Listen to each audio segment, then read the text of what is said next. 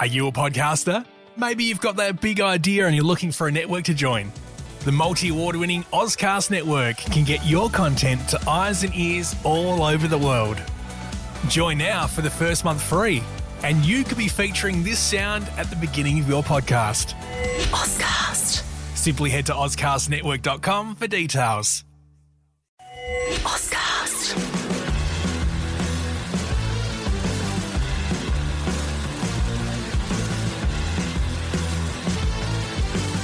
Hey everyone, welcome back for another deep dive. All right. So today we're going to be take a look at the crypto market. Yeah. And specifically Bitcoin, Ethereum, and Ripple.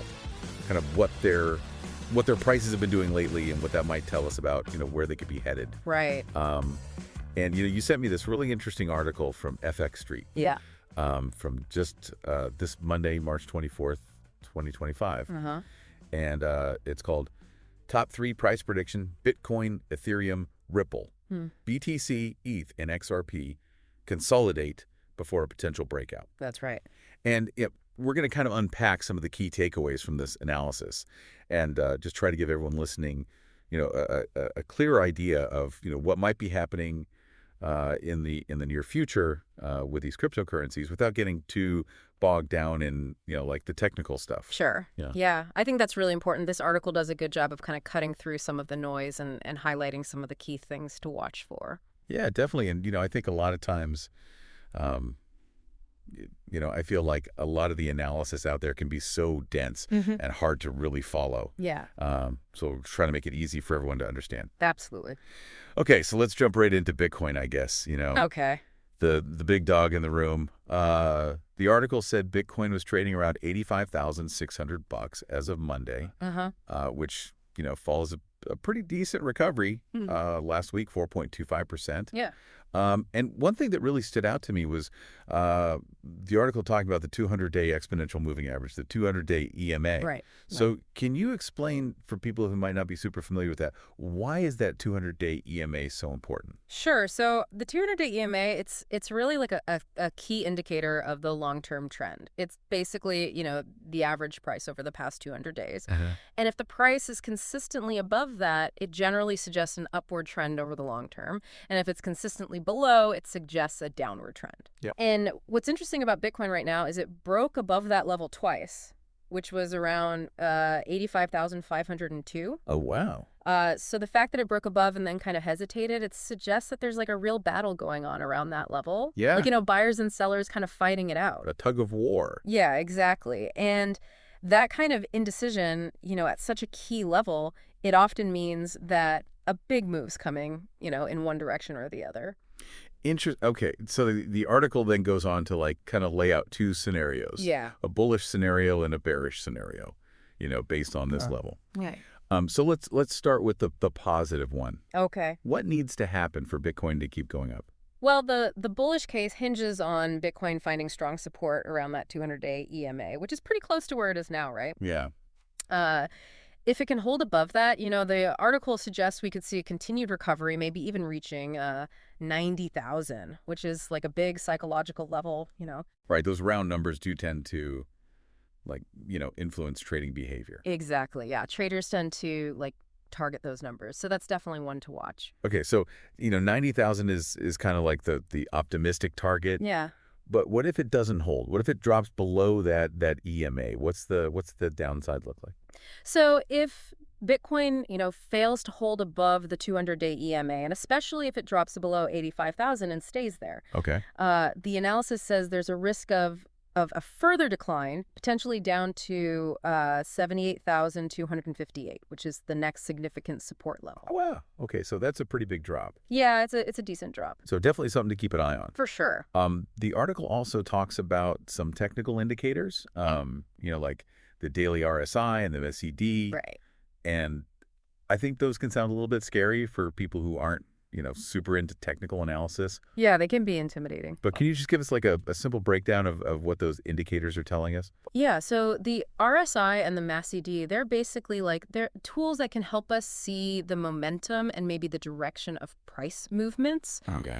So the daily RSI, it's like a scale from 0 to 100. Okay. And if it's above 70, it usually means that things are getting a bit overbought. And if it's below 30, it means things are oversold. Okay. And right now it's at 48 for Bitcoin and it's pointing up, which suggests that the downward pressure might be easing. Okay. But to see a real recovery, we'd want to see that RSI go above 50, which is kind of like the dividing line between, bullish and bearish momentum. Okay. Now, the MACD is interesting. It showed a bullish crossover recently, Okay. which is often a buy signal. And the green bars on the histogram, they're rising, which means the upward momentum is getting stronger. Okay. So it's kind of a mixed picture. The RSI is saying the bearishness might be fading, and the MACD is saying the bullishness might be growing. So it's like it's at a turning point, but we need more confirmation. Okay, that makes sense. So basically, we're kind of like watching and waiting to see what happens next. Exactly. Okay, so let's move on to Ethereum now. Sure. The article said it was trading around $1,980 after almost a 7% recovery last week. Yeah. What's the key support level we should be paying attention to for Ethereum? So for Ethereum, the key level is 1,861. That's the daily support level. And it's held for the past 2 weeks, which means buyers have been stepping in around that price. Okay, so it's like a floor, where it's kind of bouncing off of. Yeah, exactly. Like a price floor where demand's been strong. Okay, so what happens next? Well, if it holds above 1,161, the bullish scenario is a recovery, maybe even retesting the March 7 high of 2,258. Okay.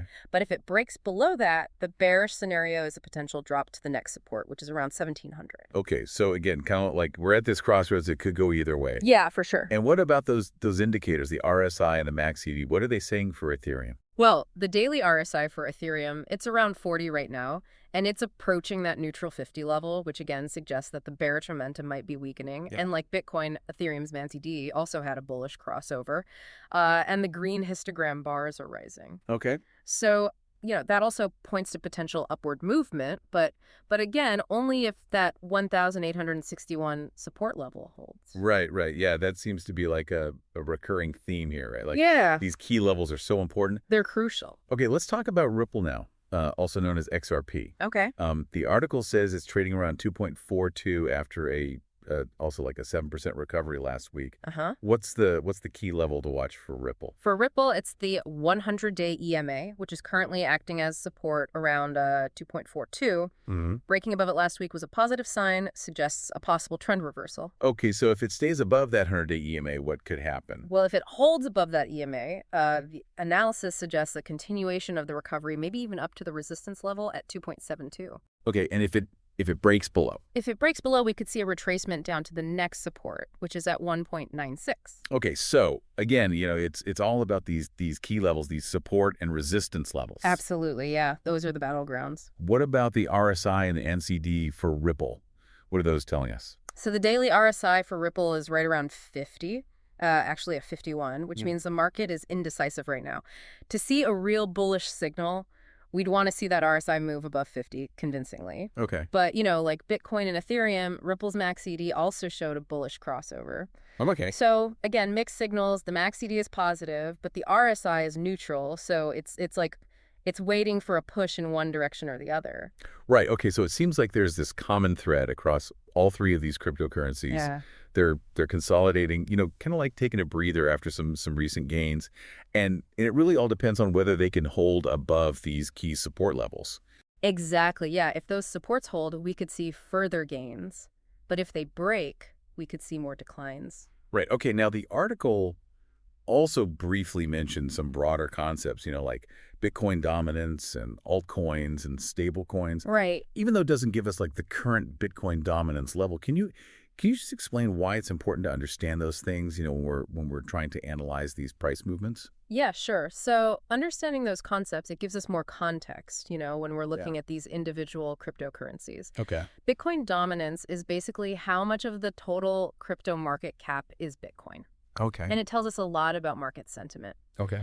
So when Bitcoin dominance is high, it usually means investors are feeling cautious and are putting their money into Bitcoin, which is seen as like the safest bet. But when it's low, it means they're feeling more adventurous and are moving into altcoins. Okay. And altcoins are just any cryptocurrency that's not Bitcoin. Yeah, basically, yeah, anything other than Bitcoin, although sometimes people don't include Ethereum in that definition because it's so big.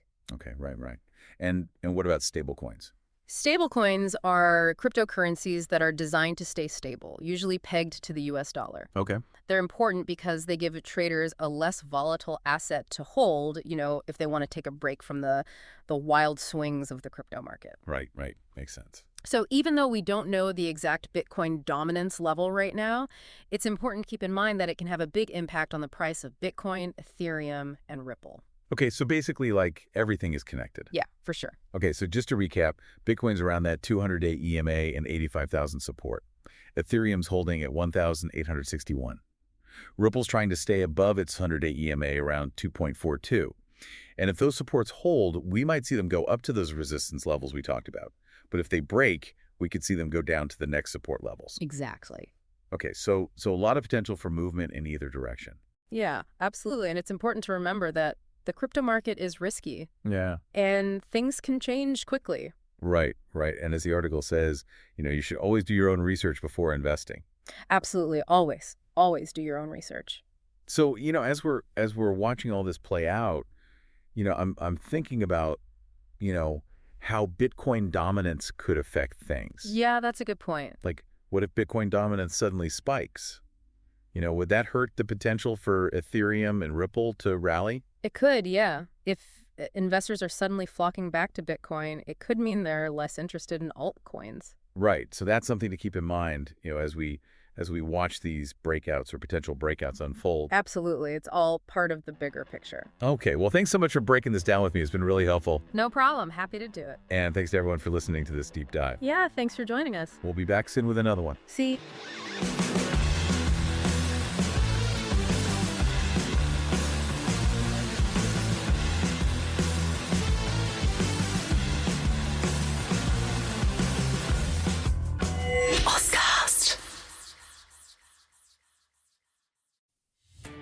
Are you a podcaster?